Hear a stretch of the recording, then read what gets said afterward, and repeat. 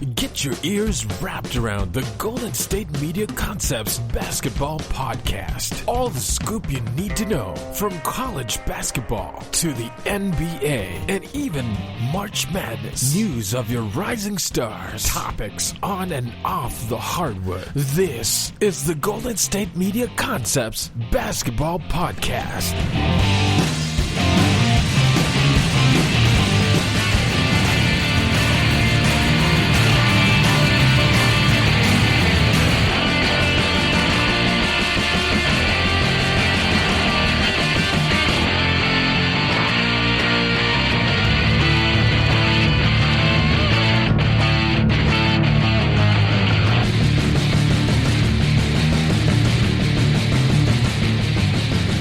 Welcome to the show, ladies and gentlemen. How are we doing today? It is a marvelous day here in Culver City, California, where I'm at. I hope you guys are enjoying your Tuesday afternoon. It's so much crazy NBA stuff, but I want to, see how you guys are doing. How are we doing out there? It's almost summertime. I say that a lot. I like summer, guys. I'm a big beach guy. I like being outside, getting my tan on.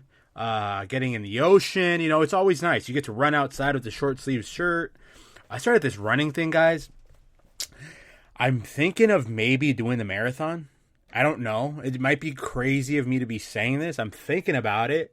I joined a run group not too long ago. I play golf. As you guys know, I play a ton of golf.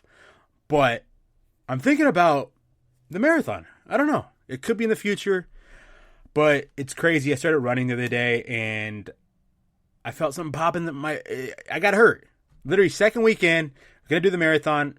I get hurt. Come on. So I haven't ran since last Friday. I was up to almost 4 or 5 miles. We'll see when I get back. All right. Hopefully sooner than later.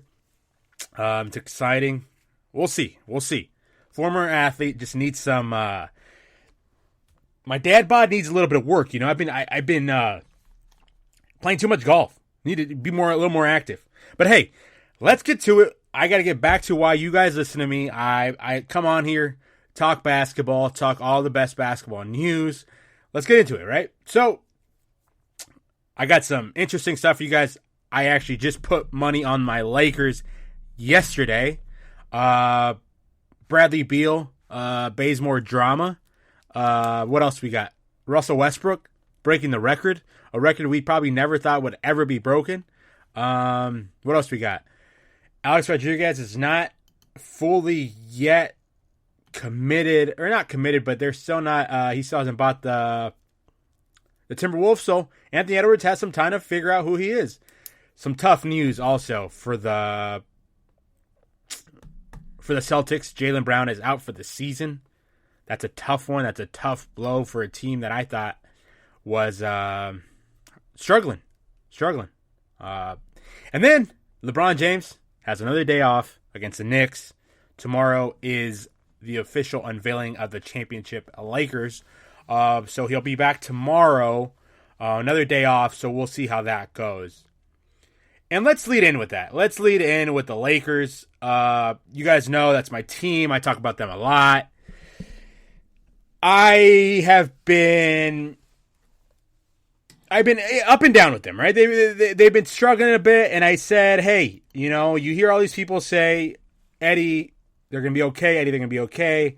Just wait till they're healthy. Anthony Davis needs his leg back. And I've said that for the longest time. I said, don't count the Lakers out just yet, ladies and gentlemen. Just because of the fact that you don't know. Anthony Davis missed a ton of games. He needs to get healthy, right? And arguably, no Dennis Schroeder for, he's been out for 10 days. He should be back this week, I believe, due to COVID reasons. And they had a nasty losses against the Clippers and against the Trailblazers, and all of a sudden we're all out.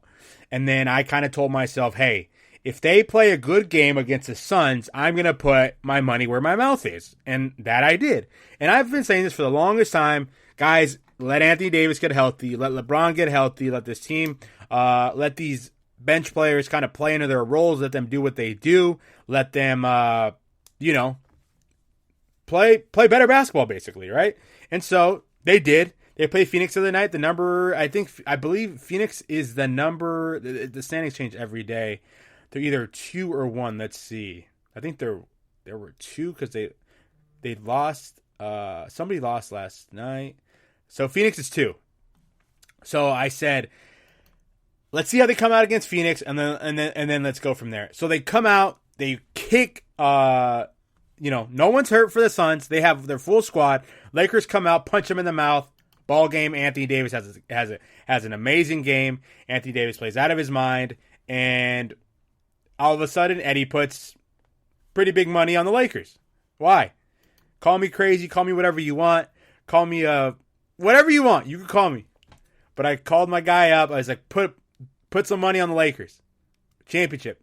They're plus 550. Plus 550. So I don't know. I don't want to talk about how much lettuce I put on it because I don't talk about people's lettuce. That's my number one rule on my show. But they look good. Anthony Davis came out, punched him in the mouth. KCP looked good. No Kuzma. Montrezl, energy. They just look good, guys. Anthony Davis, 42 points on 27 shots. He missed 2 free throws. He's kind of back to where he was. I always said Anthony Davis, we kind of didn't know what was going on with Anthony Davis, right? It almost seemed like he was waiting for LeBron to get back when in all reality he should have just taken this team and been like, hey, this is my team. We're going to, go out and win. And that's kind of what it looked like on Sunday against the Suns. Suns had all their guys. They weren't missing anybody. Chris Paul, Devin Booker, Crowder, Aiden, right? They had their horses. Cameron Payne played well for them. 24 points. He led the team. Kind of, made a little run for them. Alex Crusoe played well for the Lakers, but this is kind of what we've all been kind of waiting for, right? Anthony Davis to be assertive, Anthony Davis to be the guy, Anthony Davis to take this team, say it's my team, it's my turn to step up, and he had an and one, a great pass from Alex Crusoe for a dunk, and he screamed, "I'm back." He screamed, "I'm back." That's kind of what we've all been waiting for, this Anthony Davis, right? He's been hurt. I get that. He, it took some time for get his legs back. We get that. And I said that's the reason why maybe LeBron, we could wait till he comes back. And I saw some photos from practice yesterday. He was around the rim. He looked like he had a little bit more lift. Those 2 games that he came back didn't have much lift, so that kind of worried me a bit. You could tell in his jump shot he wasn't jumping very well, so he took some games off. And I actually text a lot of people about the Lakers, and I said, give LeBron another day off. I said, don't play him against the New York Knicks. Why play him? It looks like they're probably going to play in the play-in game. Obviously, you don't want to play in the play-in game, but it looks like that's where they're heading. They're going to play probably Golden State. It's looking like they could drop, but Golden State just beat Utah yesterday. So yeah, think about it if you're the Suns, though, man. I touched on this a little bit before on my show where I said, hey, the Suns haven't been in the playoffs for a decade, and in that decade, after the decade, they got to play the Lakers. That's a bummer. I don't care how you can't sugarcoat that one. That's a bummer. You wait all that time, and then you got to play the Lakers. LeBron James is coming back. It looks like he's healthy. All signs are pointing forward to him. Dennis Schroeder should be back soon. Kyle Kuzma was hurt. He should be back soon. But man, Ben McLemore, guys, has been a pickup that, I've been talking about. 12 points, 4 for 7 from 3. Taylor Horton-Tucker, 7 points off the bench. Montrezl held 15 minutes, 12 points. I want to get into that a little bit, the Marc Gasol, Montrezl Harrell situation for the Lakers. It's a situation where Marc Gasol, you can run your offense towards him, especially with Anthony Davis. It's weird. So we have 3 big guys, right? The Lakers have 3 big guys that kind of roam the middle, right? And everyone thought, like, hey, what are you going to do when Drummond and LeBron and, Anthony Davis are back? So the way it works, right? Marc Gasol kind of fell out of the rotation. Marc Gasol brings a dimension to the Lakers that only he could kind of. So they can run their offense to him, right? They put him kind of at the high-low situation, set picks. He's a good passer. And he plays really well with LeBron. Before LeBron got hurt, the 2 tandem was, if you look it up, one of the best 2 tandems in the NBA. Just their efficiency, the way they scored together, the way they play off each other. And then Drummond came into the picture, right? And we thought, whoa, Marc Gasol kind of fell out. And he, there was some stuff in the media that kind of, he came out and said, I don't know why I'm not playing, this, that, and that. Anthony Davis is hurt, so you could play them both, right? So now Anthony Davis is back. And Drummond, to me, is a guy that, he falls for shot fakes a lot. He's not very disciplined on defense. He's a good rebounder, though. But like guys like Jokic, I think guys like Embiid, guys like that are going to eat Drummond alive just because of the fact that, not to say Drummond isn't skilled, but he's more of like a hybrid guy. He's, I wouldn't count him as a great defender. And not to say Mark was obviously one of the best defenders in the NBA at one point. Obviously, he's still, he's a veteran. He knows his way in and out. And if you could see when he played against a Joker, he guards a Joker very well. A little bit slower, right? Guys that are kind of like, he doesn't fall for shot fakes, kind of a smart defender more so, I would say, gets in a lot of foul trouble. But I think Marc Gasol is going to play a little bit more. And with all this, Montrezl Harrell kind of fell out of the rotation, right? And Montrezl Harrell, obviously, 6th man of the year, was across the hall with the Clippers last year. And you're like, why isn't this guy playing? He took less money to come play with the Lakers. Why isn't he playing? And Montrezl Harrell, to me, is a guy that obviously a little undersized for the position, right? But to me, he brings a spark. And ever since he got a couple DNPs in the last couple weeks, right? And he's kind of stepped up his game. He really has. And I feel like he's taken that criticism amazing. I mean, he only played 15 minutes, but he had 12 points. A -9 that still kind of scares you. He hasn't been great on defense. That's okay. He's got to be a guy that plays 15 to 20 minutes on any given night, right? But just gives constant energy, relentless on boards, just points off the bench. That's what the Lakers need. He came in, had 2 offensive rebounds, probably putbacks, and that's what the Lakers need from him. Taylor Horton-Tucker, 21 minutes, 7 points. He's coming off a calf strain. A guy that could just come off the bench. And then Alex Crusoe, guys. Alex Crusoe is not getting enough credit. He had a couple bonehead plays against Portland, up in Portland a couple nights ago, where I got texts from friends saying, like, why does this guy play for you guys? Like, what's his deal? And I was like, calm down. He's an integral part of our offense. He's an integral part of our team. Defensively, he's not afraid of many guys, and he usually makes the right play. He's a perfect guy to complement LeBron. He's obviously not your first point guard. Obviously, Dennis Schroeder's our first point guard. But Alex Caruso is a guy that does everything that a team needs that doesn't come up on the stat sheet, right? So if you watch the Lakers on any given night, he's going to do stuff where you're like, okay, that's a championship player, right? That's a good player. That's a guy that complements other guys. And he had an interview. The Lakers interviewed him after the game, and he said, we're a good-ass team. We're finally getting healthy. And that's kind of where I was like, this game against Phoenix to me was a huge measuring stick. That's why I went and put my money where my mouth is. I went and bet the Lakers, and I said, let's see how they look against Phoenix. Because Phoenix is a darn good basketball team, guys. Phoenix, great year.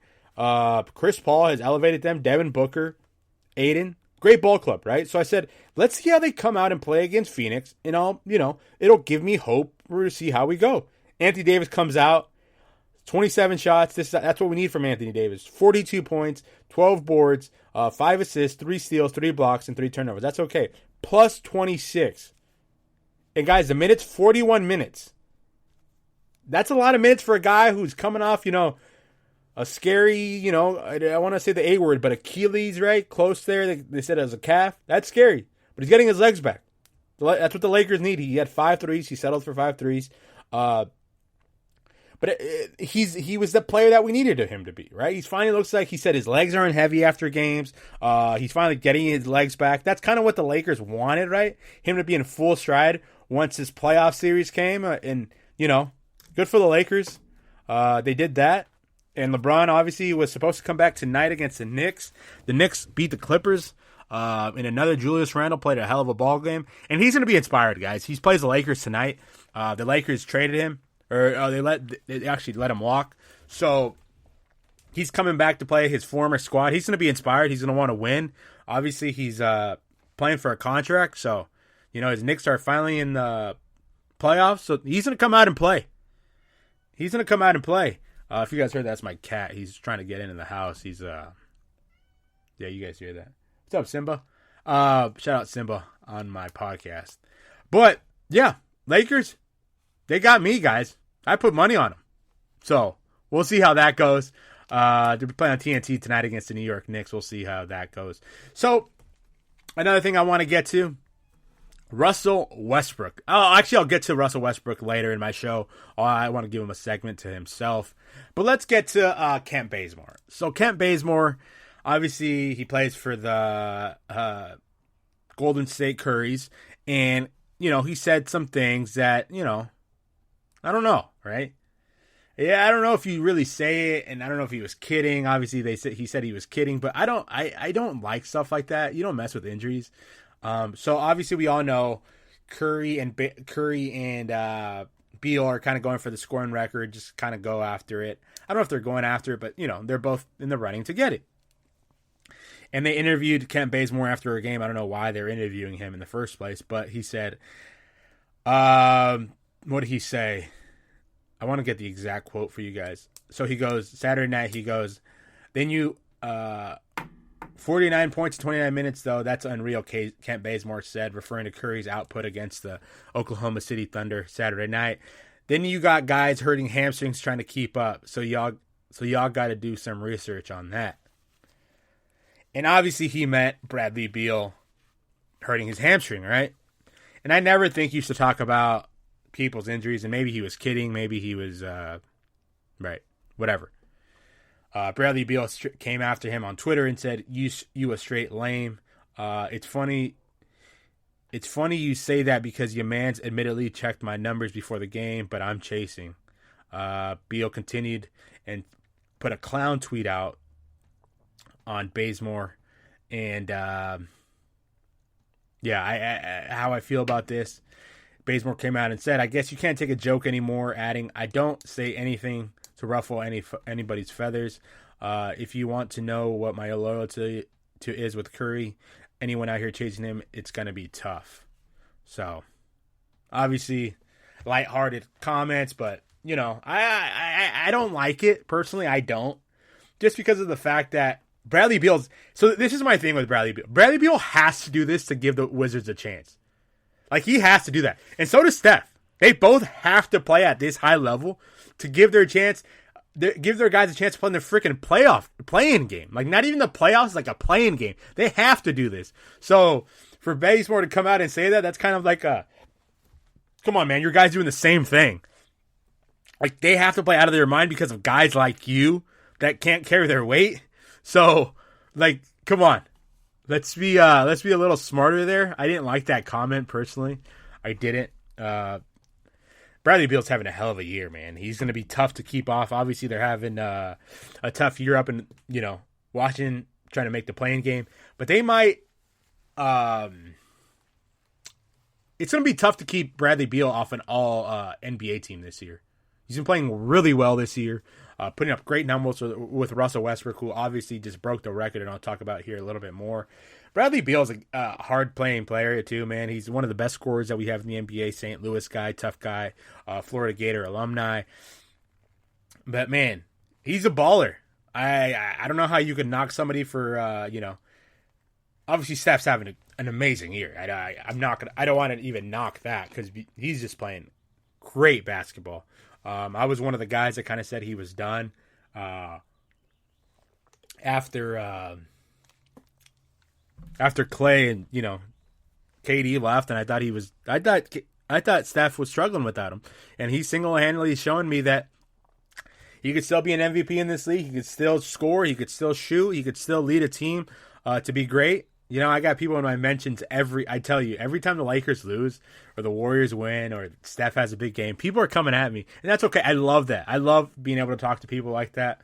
There's a guy actually in San Francisco, a good buddy of mine, Joe, who comes after me after every time I talk about the Warriors. He comes after me, and I'm going to his wedding this summer, so it's going to be exciting to talk some Warriors basketball with him. We're going to have some serious banter up there, and it's going to be fun, right? Both of these guys, though, deserve all the credit in the world, carrying two clubs that, you know, shouldn't really be there. And I shouldn't say shouldn't be there, but their teams aren't good, obviously, if it wasn't for them. So Kent Bazemore, I hope he and I think he said, guys, I can't take a joke. I'm just gonna go watch a show with my wife and call it a day. So both teams fighting for a playoff position. Here it was. I'm gonna go home, love on my wife, and watch some Peaky Blinders and go to bed. Kent Bazemore said, I got work to do tomorrow. Don't know what type of work he's doing because he's not playing. They kind of just sit around and watch Steph does what he, do. They have, I don't want to. I'm not going to take shots at Kent Bazemore. But we all know that it's Steph's team, and Steph does what he wants, and Steph is carrying them. Good for him. So much to get to on the show, ladies and gentlemen. We've got some Nets talk. Obviously, there's not a show where I don't talk about the Nets. Obviously, the Nets, are they in trouble? Jaylen Brown, obviously, tough loss for the Celtics. They lost to the Miami Heat this weekend in like a terrible game. Kemba Walker's playing well though. So much to get to, ladies and gentlemen. Russell Westbrook coming up next. Are you looking for the very best NFL and college football podcast? Then check out the GSMC Football Podcast. Get the latest football news both on and off the field. From the NFL Draft to trades to the rumor mill to the NFL Combines. They got you covered. That's GSMCpodcast.com/football-podcast. Get updates on college rivalries, game day insights, and much, much more. It's football talk the way you want it. This show eats, sleeps, and breathes football. Don't forget to like them on Facebook and follow them on Twitter. Visit GSMCpodcast.com for more info.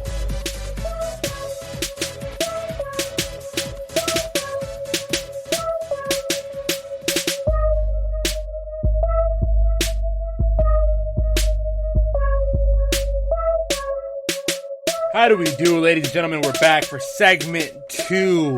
Welcome live. Eddie Garcia coming to you live from Culver City, California. So I want to get to a guy who we used to knock so much, and a guy that, doesn't get the respect I think he really fully deserves. He kind of took a, I told you guys earlier, I'm thinking about maybe running the marathon, and like, there's days where like I'm about to run and I'm just like, no, today's not it. Like, just don't want to do it. Right. This guy, Russell Westbrook, doesn't take a night off. He, like, legit does not take a night off. He wants to step on your throat. He wants to, excuse my language, he wants to kill you. No bad days. No off days. Just comes at it, attacks you, and tries to get after you. That's what this guy has done his entire career. He kind of done it his way. Sometimes he makes some, like, boneheaded decisions, and, like, obviously, he does that, and that's that's kind of the way he does these things as he wants, right? But like last night, he goes out, and I was watching The Jump today with Richard Jefferson, and Richard Jefferson played with Jason Kidd, one of the greatest point guards ever, right?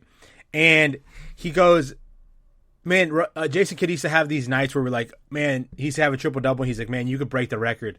And Jason Kidd would be like, no way. Like, this record will never be broken. This Oscar Robertson triple-double thing will absolutely never be. It'll never be broken. And now think of a guy who comes into his career, and my averages for his career, not a season, his career, he made average that. Like, when are we going to be like, okay, this is actually, like, insane. Like, Russell Westbrook, there's no way. Come on. Right? But he has. Guys, he may average a triple-double for his career. He just broke the record, a record that no one thought it would ever be broken. And, everyone always says, it's, oh, man, he's easy. He's a stat padder. He might be that. Sometimes I think in Oklahoma City, did he stat pad? Oh, yeah, I think so. Did he, take rebounds from guys? Oh, 100%. I'll be the first one to tell you. But 182 career triple-doubles to pass Oscar Robertson. Guys, that's like insane. And he finally said, I'm gonna pat myself on the back, finally. LA native, UCLA guy, killer mentality. You guys know I rock with my LA guys forever. Doesn't matter. You know, they could be knuckleheads. But they're still my guys. LA guys, I stick around. I'll defend them. And you know, Russell Westbrook was hard to defend for a while, right? The KD bounced. He said, "No, I can't do this anymore, man." James Harden tried it for a year, couldn't do it. I'm out. You know, he got traded to Washington. Kind of thought, you know, it was going to be a losing thing. Guy doesn't let the team lose. He doesn't let teams tank. Because if you think about it, if he didn't get traded to Washington, he'd be keeping the Rockets afloat as well. He'd still be, you know, doing it. He'd still be going out there trying to beat guys. He'd be trying to, you know, same energy. Think about that. And another thing I want you guys to think about is what if Russell Westbrook, what if the Celtics went out and were like, I'll trade you guys Russell Westbrook for Kemba Walker straight up. If the Rockets would have done that. Like, obviously just playing scenarios. I listened to my guy Bill Simmons and he brought it up. And he said, what if the Celtics traded Westbrook for Kemba straight up? Now, like, think about this.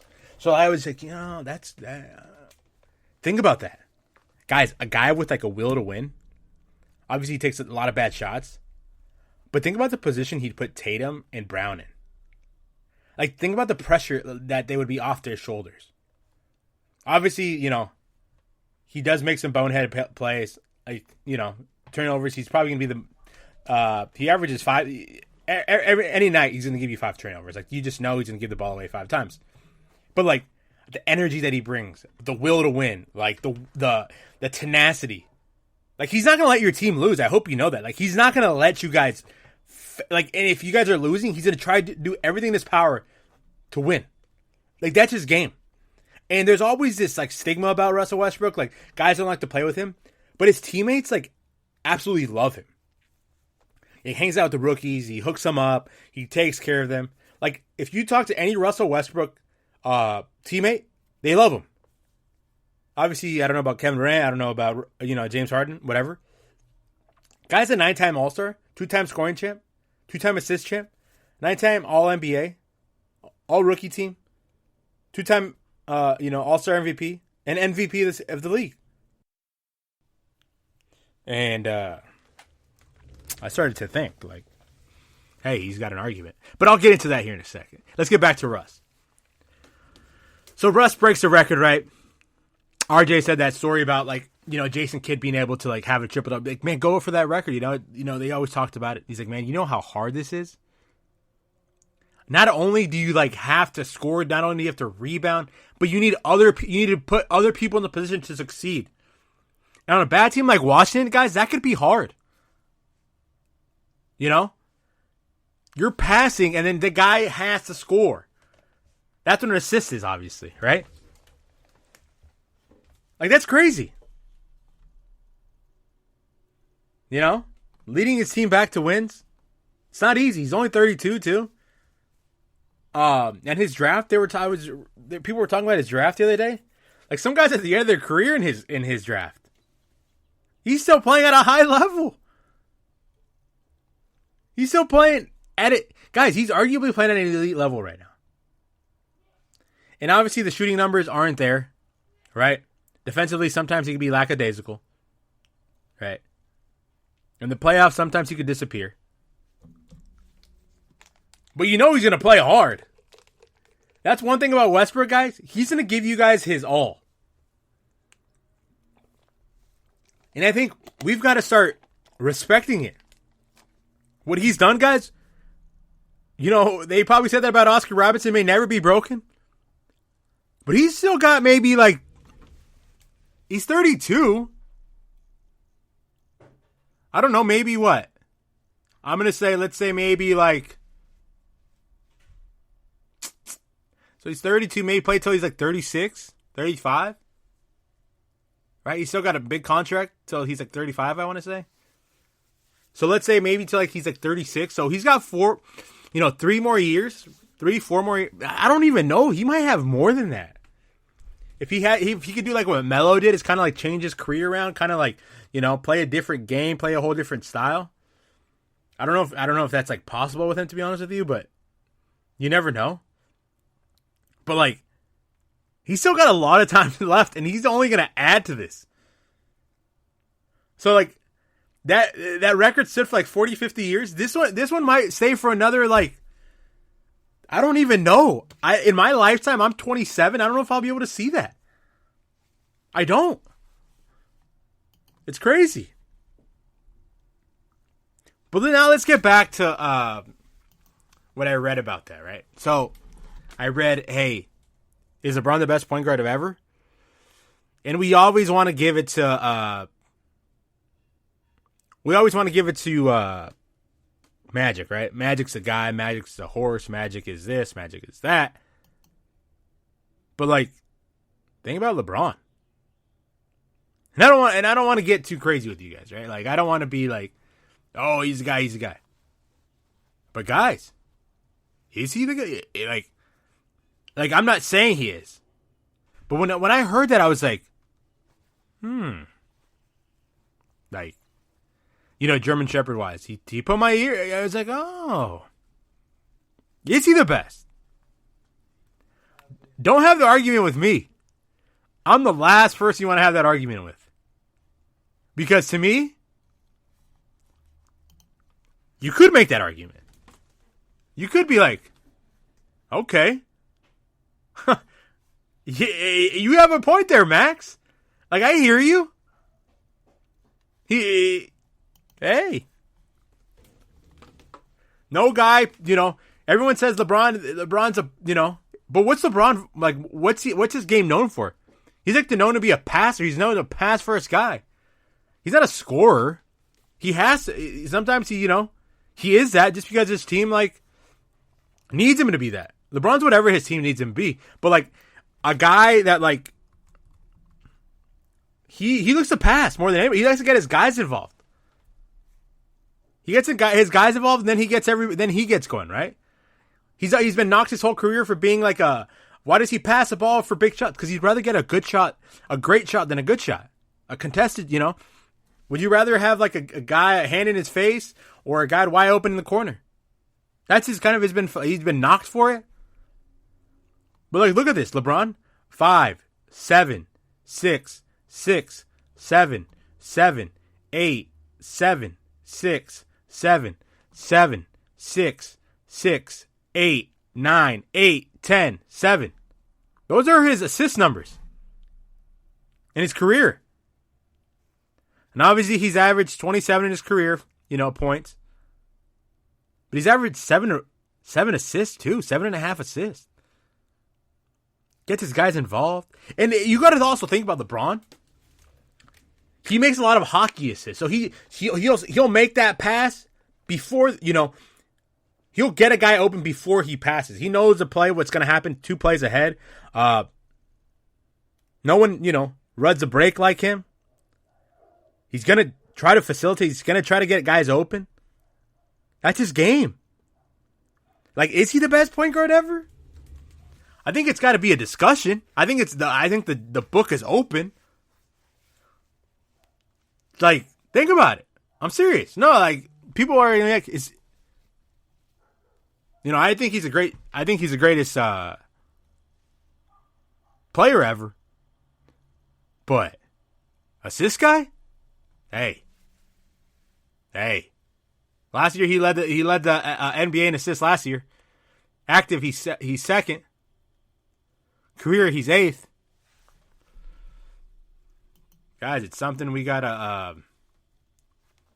So in the NBA, let's see where he's at. Yeah, he's 8th all time. Oscar Robertson, 2,000 away. He'll catch that. I don't know if you'll ever catch John Stockton or even Jason Kidd or Steve Nash. Maybe. Steve Nash is at 10,000. So LeBron maybe like a little less than 1,000 away. Hey, you don't know. Yeah, I don't know. He might catch him. I don't know if he'll catch, like I said, I don't know if he'll catch Jason Kidd or John Stockton. But I'll tell you what, he's surely on his way. He's probably going to catch Magic. We don't want to talk about that. People don't want to talk about that. People never want to talk about that. But hey, we got to start talking. We got to start talking about LeBron, greatest ever. I mean, we know that, but I'm saying assist wise, point guard wise, because what are the top point guards ever, right? Magic, Jason Kidd, Steve Nash, Mark Jackson, Chris Paul, Oscar Robinson, right? Isaiah Thomas. LeBron deserves a seat at the table, guys. He deserves a seat at the table. That's all I'm saying. All I'm saying. Yeah. Only Chris Paul leads him. And of course, Russell Westbrook third on there. Rajon Rondo. Kyle Lowry. Wow, I didn't know Kyle Lowry was that high on there. But yeah. Let's move on to another topic. We've got the Celtics. The Celtics, man. I watched the Celtics this week, and I said, all right, let's see. I told you guys, let's see how they look against Miami. This is gonna be a big game for them. They have to play well. Let's see how they look, and they play against Miami again tonight. And I said, let's see how they look. And guys, this game, obviously it was 124 to 130, but they got their butts kicked. Like Jimmy Butler, I think he had 2 points in the first. Like he didn't have crazy numbers in the first half, but he dictated the whole game. The entire game, he dictated it. Like played at his pace. Great. And Jimmy Butler had this game, it was his game, and and also, are we just not going to guard Duncan Robinson now? Is he not the top guy on our list? On our scouting report? Guys, he had, I actually watched this game. And because this was a big measuring stick for the Celtics for me. I thought, big game, national television. They're going to come out and they're going to play well against the Miami Heat. So, Duncan Robinson had 10 threes. He made 6 of them. 60%. I want to say that 7 or 8 of them, guys, he didn't have anybody close to him. He was shooting them at will. A lot of these were practice threes. Duncan Robinson, one of our best 3-point shooters in the NBA, and we're not guarding him? We're not face guarding him? We're not. Why are we going under screens? Are we serious right now? You guys are playing, Boston, you're playing for a seed. Don't be surprised, guys. Boston may be out in the first round. Boston, they play tonight against Miami again, and I'll give them another chance. I'll watch them. I'm going to watch it. But, man, I don't know if Miami's just, I said this again, and you don't want to play Miami. Miami's a weird team. They haven't played well all year, but you don't want to play them. You don't want to play them. They're coached well.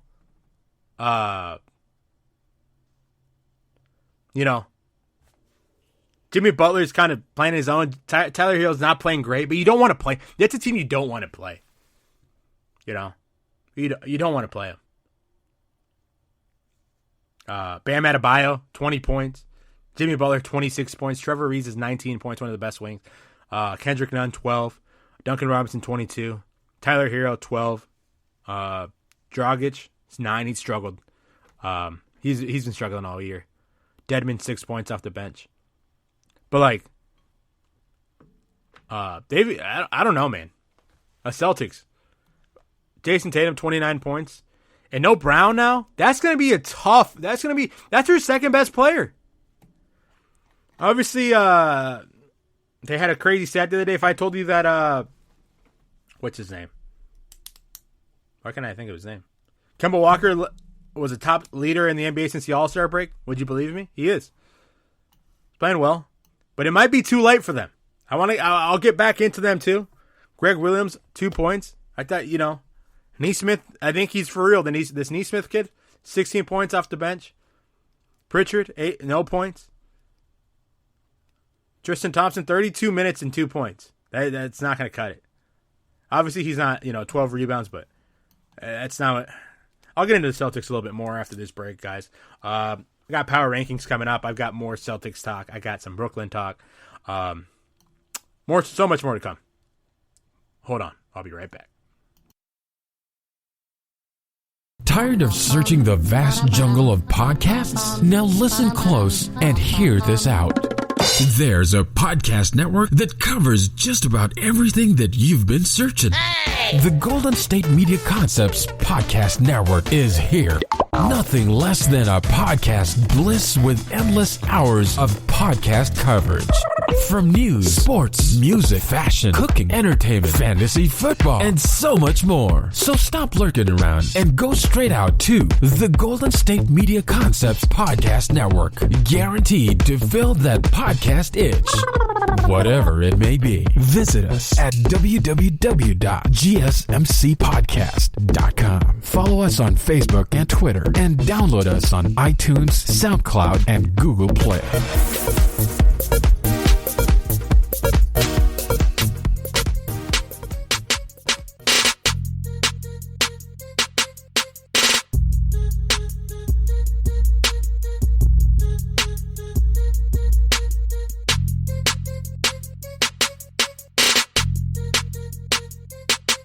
Welcome back to the show, ladies and gentlemen. I talked a little bit about, Russell Westbrook and all the great things he's done this year.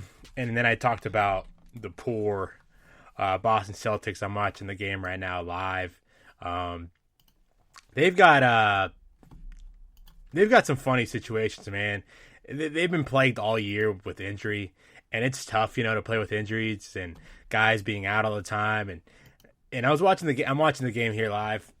And it's sad, man. Like, they're just so injury plagued right now. Like, Kemba Walker went up for a rebound. He came down gimpy. Like, it just been one of those years for them where it's just, you almost seem like nothing could go right for them. Like, you're finally, Kemba's starting to finally play well, and then all of a sudden he goes out. But luckily he came back. It's just one of those things where it's just tough, right? For Celtics fans, right? They're still they're up right now, 35-32. Still second quarter, so still a lot of ball game left. But we'll see how they end up going. Let's get into the power rankings for this week. It's one of my favorite things to talk about. It's all power rankings are always fun to see how teams did during the week and whatnot, right? So they came out yesterday, and let's see. And I also want to get to is it a failure for certain teams if they don't win in the playoffs? And I'll get into that one in my last segment. So no Dennis Schroeder, so no LeBron James. We talked about that a little bit earlier. Hopefully get them back sometime this week, like I said. I had a whole segment on my Lakers. Make that postseason run. I told you guys I put money on it. LeBron James won't play tonight. They play against the Knicks tonight, who's not an easy team. The Knicks have been playing really well as of late. They just beat the Clippers. So look out for the Knicks. Good ball club. The Knicks, and then they got Houston, Indiana, and then New Orleans. So let's see after all the chips fall how the Lakers look. I'll be getting into that in my podcast later this week. I'll be in a better mood or in a bad mood. Portland coming in at 10. Portland beat the Lakers, obviously, so they have the tiebreaker in case they tie. 33 points. Damian Lillard, 52 shooting. The thing about the Blazers to me is I'm a big Blazers guy, but I can never get too high on them, and I can never get too low on them because I just know they're going to have a bad week, and then they're just going to have a great week, and then they're getting well as of late, and they do this every year. They close out the year amazingly. They play really good basketball towards the end of the season, and that's what they're doing. They've got Houston this week. Then they have Utah, Phoenix, and then Denver. Those are all tough games for them. So Portland's really going to be tested these last couple of games. It looks like like I said, they've got Houston, which is winnable, obviously. Then they've got Utah, who's in first place, Phoenix, who's in second, then Denver, who's going to be fighting for a position. Obviously, we'll see at the end of the week how they look, and that'll determine my mood with my Lakers. So we'll see how they look. And it looks like they might have the Clippers, and that'll be a tough one.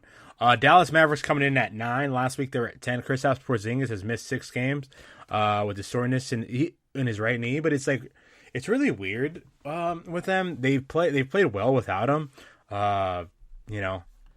Tim Hardaway's been playing really well.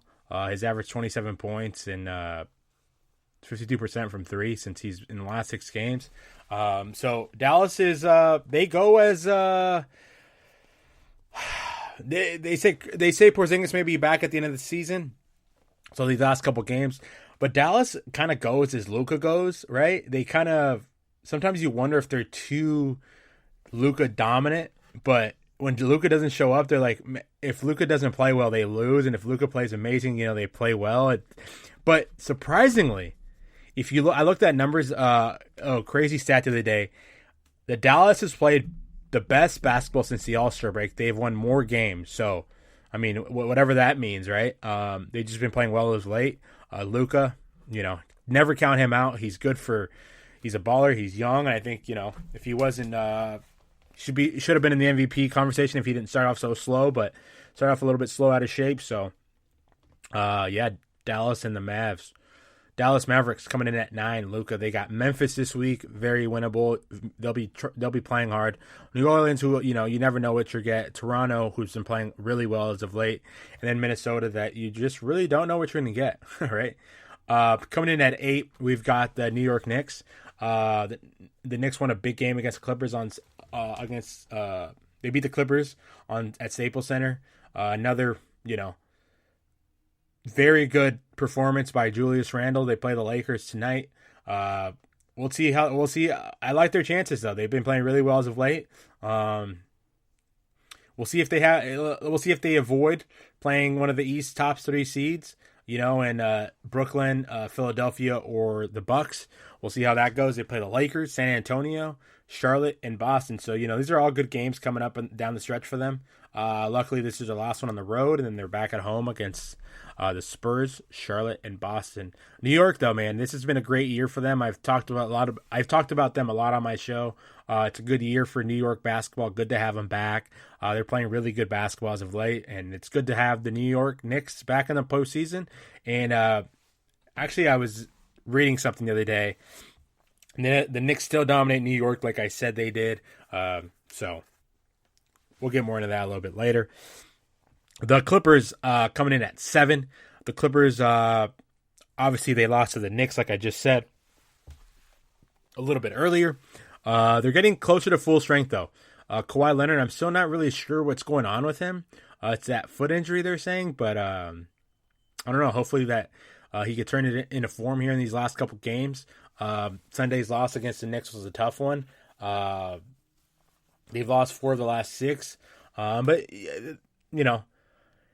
and he admitted he had a hand issue and then foot issue. I mean, you would hate to see Kawhi have such a better year this year. And hopefully he's good for the playoffs. They're going to need him in the long run. He's their best player. And this is a big year for them. Kawhi, big year for him. It's championship or bust with them, I believe. Serge Ibaka looks like he might be back soon. So we'll see. We'll see how, Ty Lue says their biggest thing is to get everybody back on the same page, figure out the rotation and figure out some chemistry. They, that's been their kind of their MO the last couple of years. They haven't really had the chemistry they needed. Paul George has kind of disappeared in late games. So This is their year. The Clippers here. This is why I said I think they're the best team in the West, personally. If I'm the Lakers, I don't want to play the Clippers. And that's literally the only team I think that's really, the Clippers are a team that, with all said and done, they're a good ball club. They could beat anybody. They've got Toronto. They're in Toronto, so in Tampa Bay. I think they're playing right now. Let's see the score. I can give you guys a score. So they're up on Toronto, 57-43. Big, that's a big game. Toronto, then they go to Charlotte, then they go to Houston, then Oklahoma City. So Charlotte should be a tough game, and then Houston they should handle, and Oklahoma City they should handle. So maybe they could whip back into form in those last couple games against teams with losing records.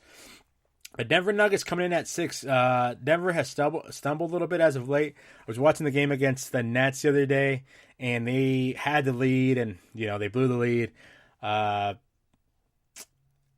Joker missed 3 of his last shots inside the last final minute. He missed some easy ones around the basket that you really never see him miss, and it's tough to see him miss those. That was a big one for him. Denver owns a tiebreaker over the Clippers, so we'll see. If they tie him, that could be something to look out for. Obviously Joker is our MVP, like I talked about. That conversation is over. They played really well as of late. They're struggling a bit, but they're going to be all right. They're going to go into the playoffs, hopefully a little bit healthier. Monte Morris, Will Barton, Aaron Gordon, hopefully, they get going, get a little bit healthier. They've got Charlotte. They're actually playing right now. They are up by 7 in the third quarter against Charlotte, who is not an easy team, right? They play hard, a little bit young, but good team. The Joker is going to lead them. And they've got Charlotte, who they're up on. Then they got Minnesota, who they should beat. Detroit, who they should beat. And then Portland might be your last big test of the year. And then they got the playoffs, so we'll see how that goes. Milwaukee Bucks coming in at 5. They have 5 straight wins. In a position to claim the 2nd seed. In the East, you didn't really see that. They're keeping on pace with Brooklyn. They both entered the week tied in the loss column. We'll see if they could keep it up. The Bucks, I always say the Bucks are a lot like the Clippers, man. It really doesn't matter what they do in the regular season. It really matters about what they do in the postseason. To me, the Bucks are deep this year. I love Drew Holiday, most underrated player in the NBA, I personally think. A lot for him to prove this year, man. A lot for Giannis to prove this year. I think it's a big year for him. Because, he has great numbers. No one's really talking about him this year. Milwaukee's kind of flying under the radar with, everyone talking about Philadelphia. Everybody talking about the Nets. No one's talking about Milwaukee. So it'll be interesting to see how they go. I told you guys, Drew Holiday, Chris Middleton, Giannis. That's a good ball club. It's a good ball club up there. They have Orlando, who they're playing right now, who they should beat. Indiana, who they should beat. Miami, which will be a tough test. We'll see. That'll give us a little bit of a little playoff look, right? And then they have who else do they have? Then they have Chicago, who they should beat. So I always think these last couple games are final tune-ups for the big dance. And Milwaukee, this is going to be a big postseason for them. Very big postseason for them. This is going to be a make or break it for them, and I think this is one where Milwaukee has to really get going. Brooklyn Nets coming in at 4. James Harden hasn't played since April 5th because of a hamstring. They'll remain very confident that he'll be back before the postseason.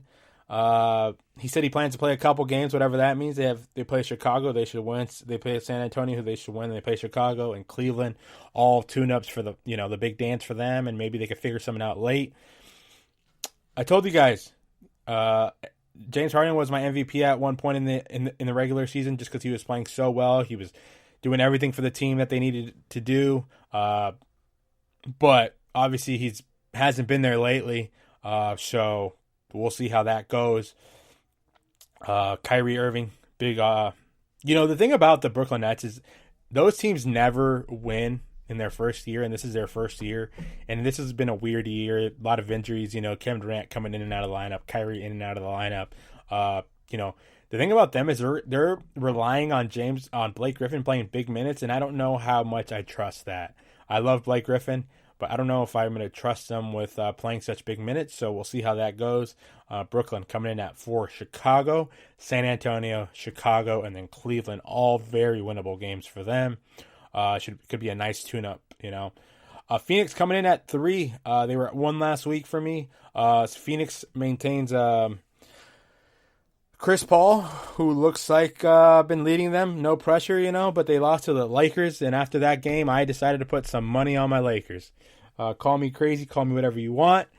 But I feel bad for them. I don't think that they should, after 10 years of not making the playoffs, they should not have to play the Lakers in the first round. And if the Lakers do play in that play-in game and beat the Warriors, who it looks like is going to be in that play-in game, it looks like the Lakers are going to play Phoenix. And I don't know if that's a call for Phoenix, right? You don't know if you want to do that. With Anthony Davis looking like the way he did the other night. He looked healthy. He looked, active. He looked, engaged. They just look good. No Kyle Kuzma, obviously no Dennis, but the Phoenix Suns, I love what they've done this year. Monty Williams has done a great job with them. They've got Golden State. Do they play Golden State tonight? Let me answer your question. Yeah, they play Golden State tonight, so that'll be a big game for them. They have to win. So they've got Golden State. They got Portland, who's another tough team. San Antonio. San Antonio will be fighting for playoffs, so those games won't be easy for Phoenix. So let's see how it comes down the stretch. Philadelphia coming in at number 2. Last week there were 3. The Sixers have all but clinched the top seed in the Eastern Conference, giving them the easiest path to the NBA Finals. We'll see. But having to beat either the Bucks or the Nets to get there, that'll be obviously their tough test. I still like Philly I still love Philly coming out of the East. I really do. I've liked them all year. I think they've been the steadiest team. They've been the team that's kind of, done their thing this year. They played well. They played tough. I always say that, you guys hear me say this a lot, Doc Rivers gave them an identity. They're playing with passion. They're playing for love. They're playing for each other. No selfishness now. Ben Simmons is not the top guy anymore. It's Joel's team. They're playing really well, man. I've said it all year. I've stayed consistent on them. I like Philly coming out of the East. They've got Indiana, Miami, Orlando. So we'll see how that goes. I think they're playing Indiana right now, and they're up 38-31 in the second quarter. Still a lot of ball game left, but we'll see how that finishes. But Philadelphia, I like them at the top seed. Then number 1, we've got the Utah Jazz. The silver lining. No Donovan Mitchell, no Mike Conley. Bogdanovich has been playing really well with the increased. They've needed him to step up. He's averaged 28 points. Shooting 57% from the field, 47% from 3, and 90% from the free throw in the last 7 games. He had 48 points on Friday night over the Nuggets, so good for him. Utah has been 6-1 since during that stretch, so good for them. They've been playing well. They've got Golden State tonight, Portland, Oklahoma City, and then Sacramento. Utah, you guys know I don't want to say I've been bashing them because I don't bash any team in the NBA. But a lot of teams a lot of teams don't seem to really fear the Utah Jazz for whatever reason. They have the reigning sixth man of the year, or going to be the sixth man of the year in Jordan Clarkson. He's been playing really well as of late. He's kind of cemented that. So, I think he had a huge game last night. I want to say I don't want to be wrong, but 30, 40 points. I forget what he had. But yeah, man, Utah's got a lot to prove to me. Not to me. I don't want to say to me because I'm just, a podcast host, but I want to see if they were for real. I want to see if this, if they really came to play this year, if they really, if teams aren't scared of them, I really want to see what they're about. We'll see. I said that again. I'll say it louder for the people in the back. I don't think Utah is for real. Well, so much to tell about that. And we'll see how that goes. They're going to prove me wrong. Hopefully they prove me wrong. I hope they do well. I like Utah. Young ownership, so good for them. Looking around some scores around the league right now, we've got Denver is up on Charlotte 81-78. Let's see the Joker's numbers. I know he's playing well. The Joker is 22 points in the third quarter. Wow. 5 for 12. How many rebounds? 8 rebounds, 5 assists. So he's playing well. My boy Campazzo, no points, plus 14. I love Campazzo, guys. He's a little bit shady with the backdoor picks and stuff like that, but, you know. Who else we got? Let's see how LaMelo Ball is playing today. 4 points, -1. 1 for 8 from the field, so he's struggling a bit. How many assists do we have? 6 assists. Not bad. Terry Rozier leads the Charlotte with 17 points of his own. Minnesota is up on Detroit, 79-57. Boston, I'm watching that game right now. Miami's up 59-56. Clippers are up against Toronto, 60-52 at halftime. Philly's up on Indiana, 42-31 in the second quarter. Brooklyn is up on Chicago. They should have, Kevin Durant's playing, Kyrie's playing. Obviously, Sono, James Harden. We'll see when he comes back.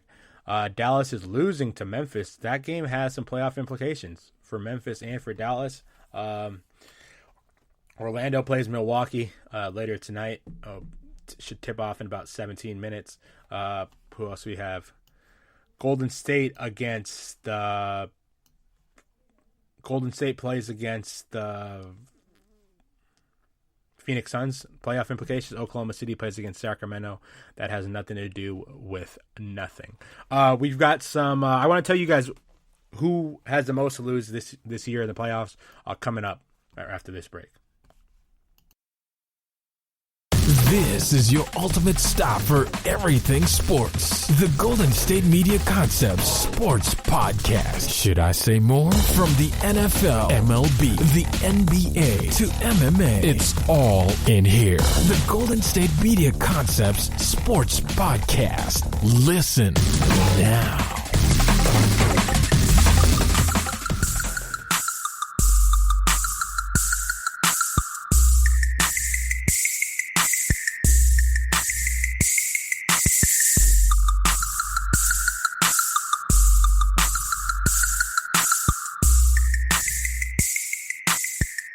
How do we do, ladies and gentlemen?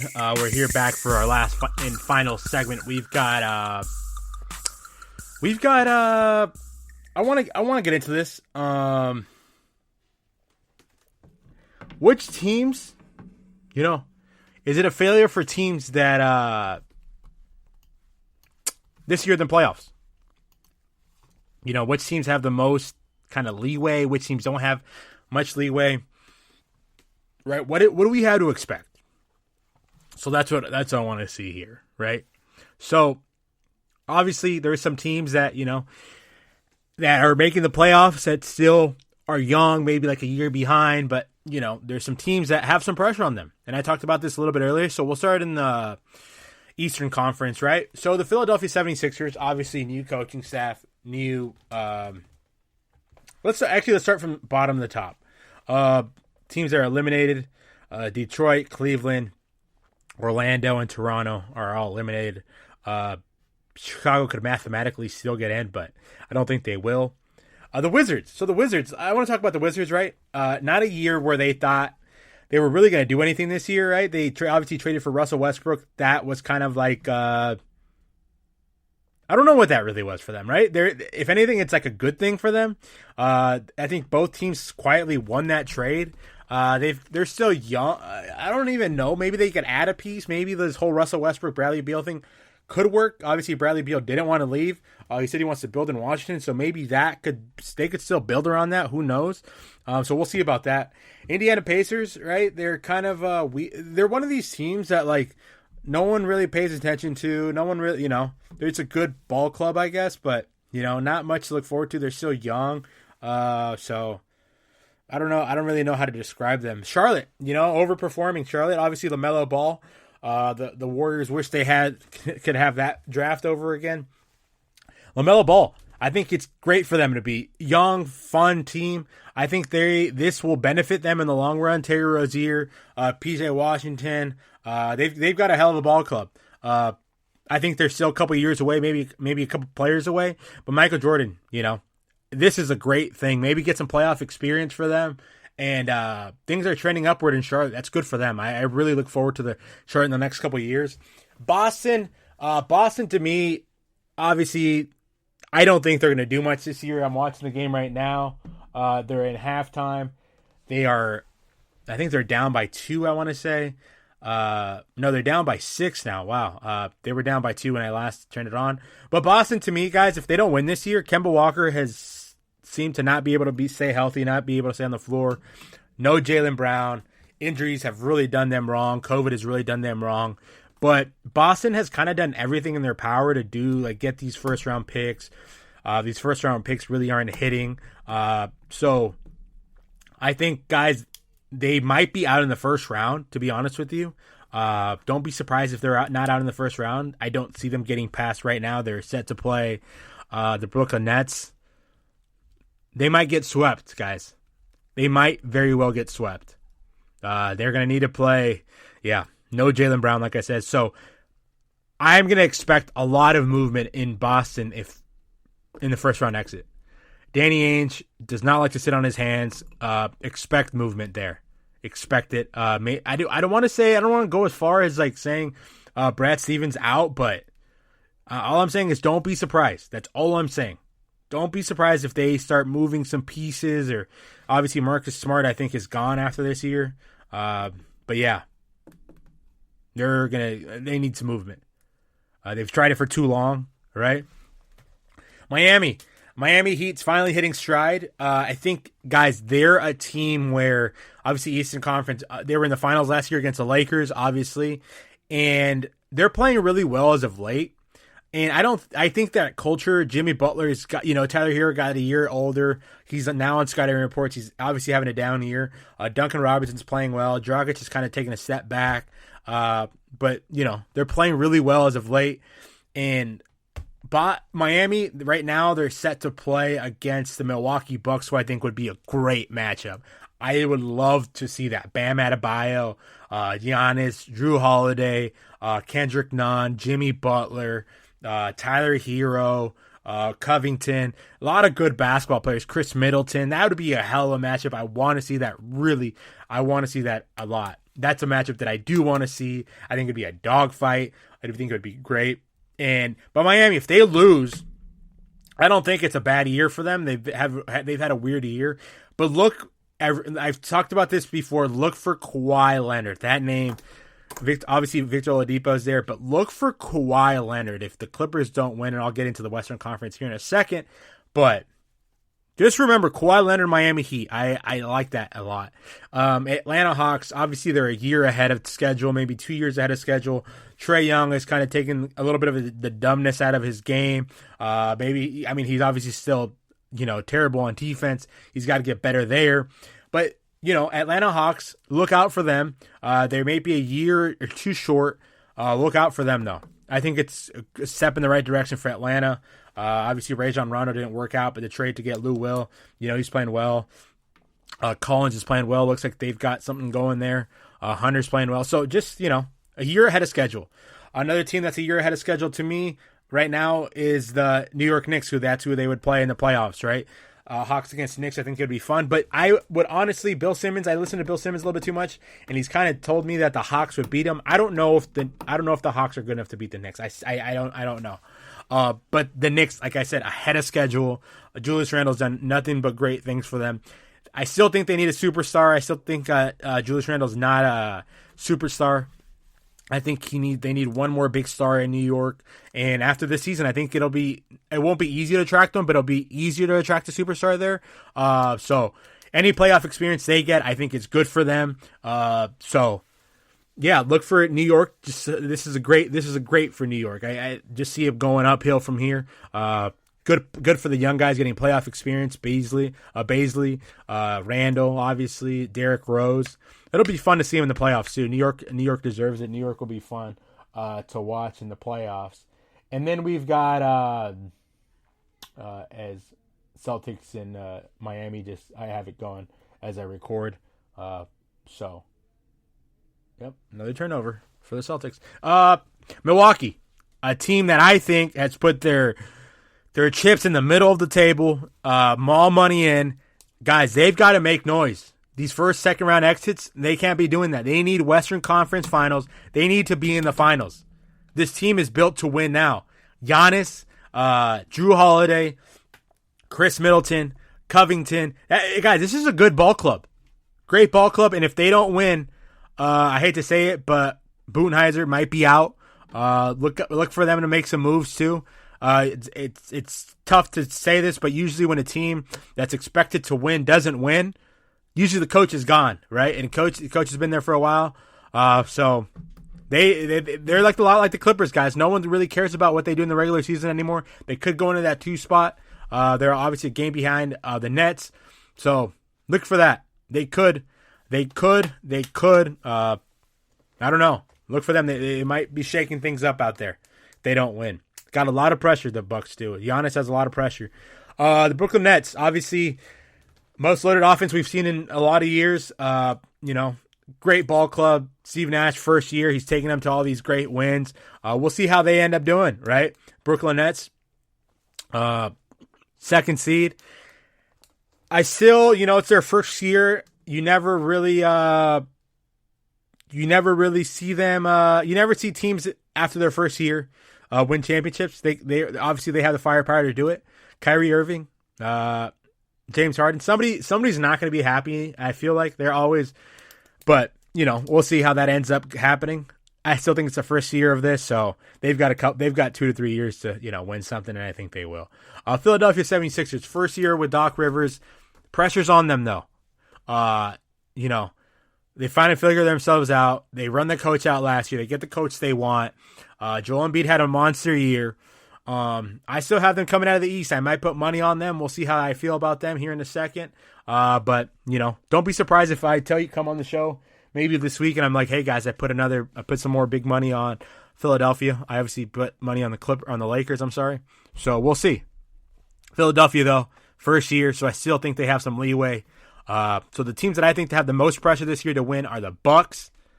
The teams that will be shaken up, I think, if they don't win, Bucks, Celtics, and that's all the 2 teams who I think will get shaken up this year. Bucks and Celtics, and possibly maybe like Ben Simmons trade if they don't win. I don't know. I don't want to get into that too deeply. Now let's go over the Western Conference teams that have the most to lose. Obviously, Houston's out. They need to tank as much as possible, and I think they'll end up, having the worst record in the NBA, 16. Yeah, they'll have the worst record in the NBA. They need to have it to get that pick. Oklahoma City, Minnesota, and then Sacramento. Sacramento's probably going to fire, Luke Walton. Minnesota, obviously they have a young nucleus, but I don't know if they really believe in D'Angelo Russell. That's interesting to see. So we'll see how that plays out. I think they'll end up trading him. I don't know who wants that contract. I don't know who wants D'Angelo Russell, but Anthony Edwards, obviously could play. So could Karl Anthony Towns. So we'll see how that ends up going. Like I said, the Pelicans, man. I don't know what's going on with the Pels, man. Obviously Zion is out for the rest of the year. They're 2 games out of the play-in game. So Lonzo, are they going to pay Lonzo a lot of money? I don't know. They just got a new coach, Brandon Ingram, and Zion. Does that work long term? Do they look to move? They're not moving Zion, I'll tell you that. Are they going to move Ingram? Are they going to move somebody? I think you give them another year to kind of see how that plays out. If Van Gundy gets them another year to get going, they got to pay Josh Hart. We'll see how that plays out. And the Pelicans, still, fun team to watch, but unfortunately, it looks like they're going to end up a little bit short of making the playoffs. What does PB mean? Let's see what that means. So Memphis, let's see. San Antonio coming in at the 10th seed. San Antonio, they're a weird ball club. I don't really know what to say about them. I don't know how much better they could get. San Antonio is not getting many free agents. So we'll see. Poppy's going to coach his butt off, but I just don't know, how much better they could get, to be honest with you. Unless they make a big splash, and obviously it's tough to get free agents in San Antonio. Maybe a little Kawhi Leonard. I don't know. I'm just throwing things out there. Memphis Grizzlies, obviously this is good for them. The Grindhouse, they're just so close, but John Morant needs some more help. I really like them. I think they're maybe a player or 2 away. Playoffs last year, they didn't make it. But Memphis Grizzlies, good for them. About 2 players away, I think, though. I don't know how much movement they'll have. Golden State Warriors coming in at 8. Right now, they'd be playing the Utah Jazz. And I forgot, I don't call them the Golden State Warriors. I call them the Golden State Curries, just because if you guys know, he's their only player. So we'll see how that goes, right? We'll see how they end up playing. I don't know. The Wiseman thing was weird. Draymond obviously lost a step. He's not that same player, but they're gonna be a whole new team next year, I believe. Steph Curry and Klay Thompson, you've got to put pieces around them. So look for that. Yeah, they're gonna be a whole new ball club next year. And they kind of knew going in this year with no Klay, obviously getting hurt at the beginning of the year. The Los Angeles Lakers, a very interesting situation here. I still think I'm still really high on them. They got some big free agents coming this summer.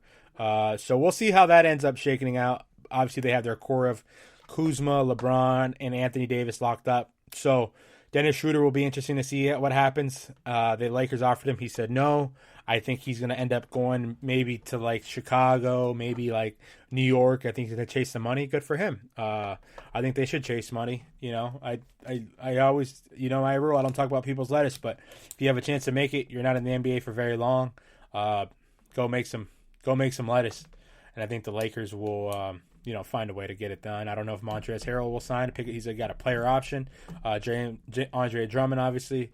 We'll see. We'll see how that all plays out. Portland Trailblazers. This is the team who I wanted to talk about. They have, I think, the biggest situation. They can't be losing the first round again. They can't be losing the second round again. And obviously, Dame and McCollum are a great backcourt, but they're going to need to do something. Terry Stotts, I think, is playing on his last year. I think he's up. I think they've kind of hit their ceiling. Or not their ceiling, but I think they've hit their end of the road with that. They've got to win. They've just got to win. Or they're a lot like they're to me a lot like the Celtics, the two teams that they're gonna blow something's gonna happen. They're gonna trade one of them, something's gonna blow up. Lillard obviously is loyal to them, but if you're not winning, man, can't be, you gotta win. And Portland's had a lot of opportunities. Is Nurkic ever gonna be healthy? I don't know. They're gonna have to overpay for him. Norman Powell, they're gonna have to overpay for him, so I don't know if he'll stay. So yeah, Zach Collins, is he ever gonna be healthy? I think the Gary Trent trade might come back and bite him in the butt. So we'll see. Portland, to me, is the biggest team that I think they're going to end up. I don't see them winning a championship. I tell you that right now.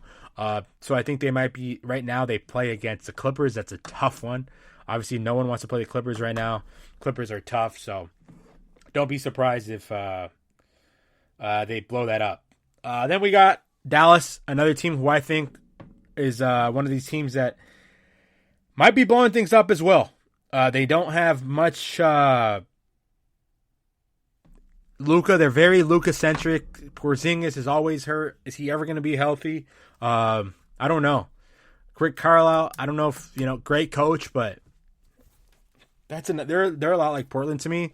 Like, what's their ceiling? Are they a player away? Maybe Kawhi, they could find a way to get Kawhi Leonard there. Maybe trade for Paul George or something like that. I don't know. But they've got to do something. They really do. Denver Nuggets. Obviously, no Jamal Murray.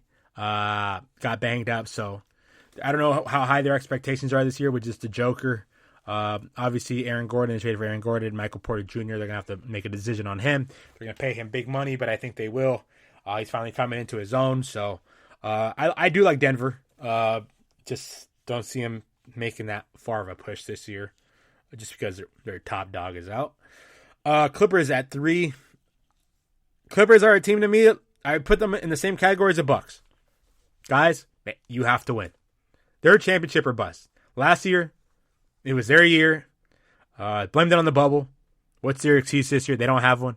And I personally think, guys, if they don't win, Kawhi Leonard is out. I said this a lot on my show before. And if they don't win, he's going to want Paul George out. I think they're blowing that whole thing up if they don't. They can't run it again. I just don't think they run it back again. Patrick Beverley's getting old, owed a lot of money. Marcus Morris owed a ton of money. Luke Kennard owed a ton of money. Rajon Rondo, Zubats, a lot of money. So they're going to have to make it. I think this year for them, it's boom or bust. They have to win. If not, there will be some change in Clipperland. I promise you. Ballmer doesn't want to lose. He's all in on winning. Don't be surprised now if they blow that up if they don't win. Don't be surprised. Phoenix Suns, I love what they've done. This is great playoff experience for them. Obviously with Chris Paul and company. I don't think this is their year. I really don't. We saw them against the Lakers. No Dennis Schroeder, no Kuzma, no LeBron. They struggled. So yeah. They're so young though. This is great for them. This is great for Phoenix. This is great for the city of Phoenix. This is great for the organization. They've been bad for so long. This is a step in the right direction though. Monty Williams took that job. Step in the right direction for them. I think they'll make a little bit of noise, but I don't think they have enough. Will they blow things up? Probably not. They can only get better though. So look out for them. Kind of staying there. Utah, another team, a lot like Phoenix, made a lot of noise this year. They won't blow things up. They're so young, Donovan Mitchell, Rudy Gobert, Bogdanovich, Ingles, Clarkson, a lot of great pieces. I don't think they'll blow things up. I think they're playing really well as of late. Really great year, but we'll see what happens with them. Like I said, I don't think they'll blow things up. So I think they'll have to get better because, they'll see that the Lakers, LeBron's there for a couple more years. Anthony Davis is there for a couple more years. Denver's only going to get better. So yeah, a lot of shakeup, I think, this offseason, guys, with certain teams. So my biggest teams with shakeups this year, obviously, are the Portland Trailblazers and Los Angeles Clippers. If they don't win, those are Portland and Clippers are the two biggest teams in the West that will have major shakeup if they don't win. And in the Eastern Conference, I think it'll be the Boston Celtics and Milwaukee Bucks. Those are the four teams who I have circled on my list. Look out for that. Guys, so many good games coming up this week. So much playoff implications. I'll be back later this week to talk more basketball. It could be a whole different mood in me. We've got a lot of good games to watch. Watch carefully. Watch them. Have fun. Hope you guys have a great rest of your week. Enjoy it. Go bet the Philadelphia 76ers. Go bet the Lakers. Those are my two top teams. And good luck with everything. I hope you guys have a great rest of your week. I'll be back later this week. Have a great day. You've been listening to the Golden State Media Concepts Basketball Podcast, part of the Golden State Media Concepts Podcast Network. You can find this show and others like it at www.gsmcpodcast.com. Download our podcast on iTunes, Stitcher, SoundCloud, and Google Play. Just type in GSMC to find all the shows from the Golden State Media Concepts Podcast Network.